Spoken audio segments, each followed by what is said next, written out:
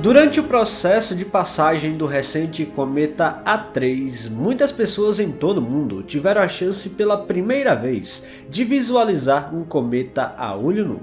Na visualização era possível identificar um núcleo brilhante e uma extensa cauda que podia chegar a milhões de quilômetros de extensão. Felizmente tivemos outros cometas expressivos na história e de extremo interesse científico, ao ponto da própria NASA planejar missões para visitá-los. Numa dessas missões, uma espaçonave foi simplesmente destinada a atravessar a cauda de um cometa. No vídeo de hoje vamos entender exatamente o que a sonda encontrou por lá.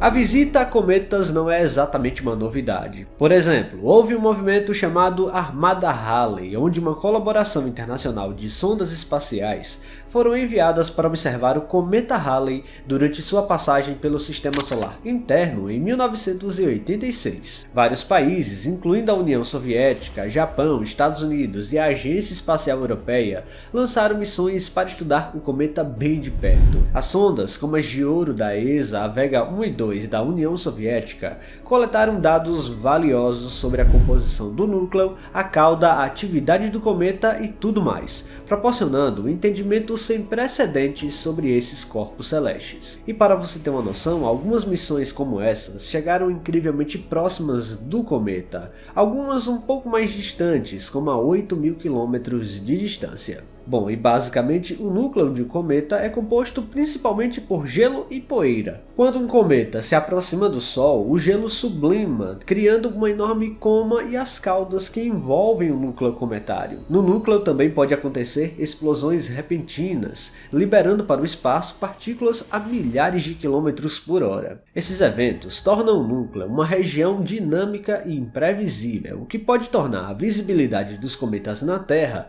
uma verdadeira incógnita. Atravessar essa região ativa representa um grande desafio para as espaçonaves.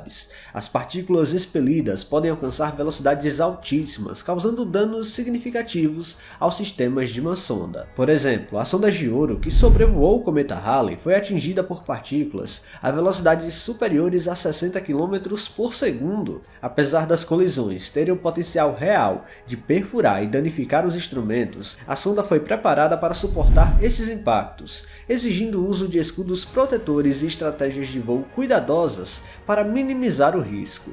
Devido à proximidade planejada da de ouro, menos de 1.000 km da superfície do cometa Halley, a espaçonave foi equipada com um escudo de alumínio de 1 mm, reforçado por uma camada de Kevlar de 12 mm de espessura. Essa blindagem proporcionou a resistência suficiente para suportar impactos de micropartículas de até 0,1 grama de massa, garantindo sua robustez em um ambiente tão hostil.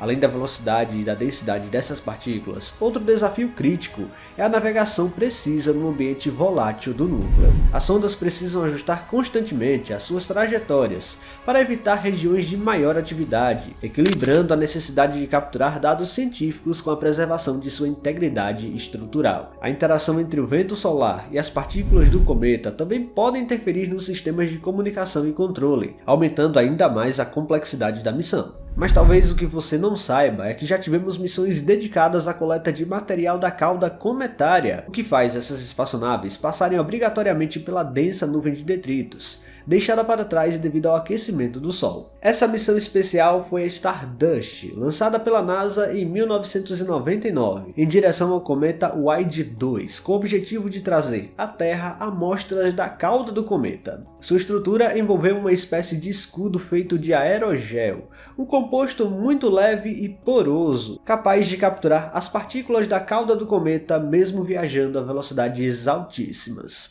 O aerogel foi posicionado em um braço estendido que se projetava da nave, minimizando o risco de contaminação das amostras por detritos gerados pela própria espaçonave. Além do coletor de partículas, a Stardust foi equipada com a câmera de navegação para observar de perto o núcleo do cometa Wild 2, gerando imagens incríveis. A câmera foi essencial para a navegação precisa, permitindo que a espaçonave realizasse um sobrevoo a cerca de 237 km do núcleo do cometa cometa em janeiro de 2004.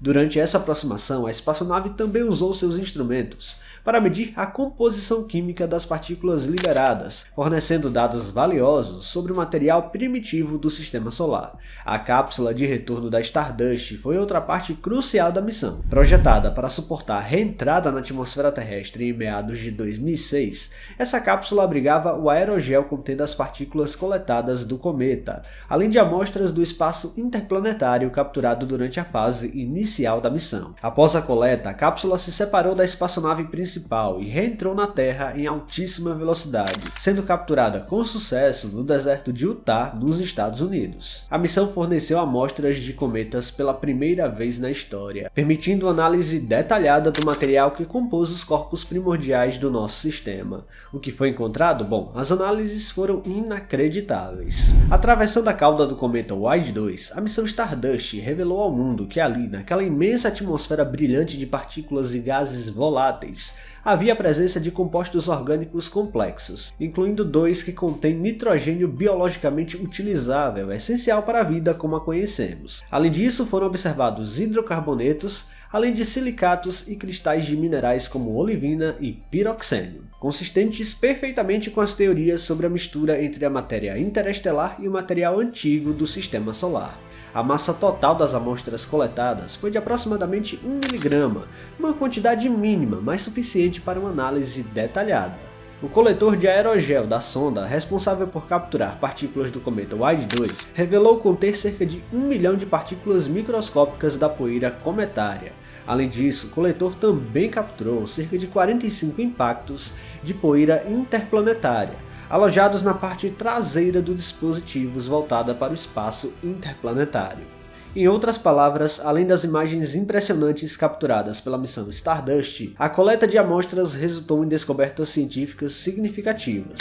A análise mostrou que materiais em alta temperatura do sistema solar interno foram transferidos para regiões externas, oferecendo novas perspectivas sobre a dinâmica do sistema solar primitivo e sua interação com o material interestelar.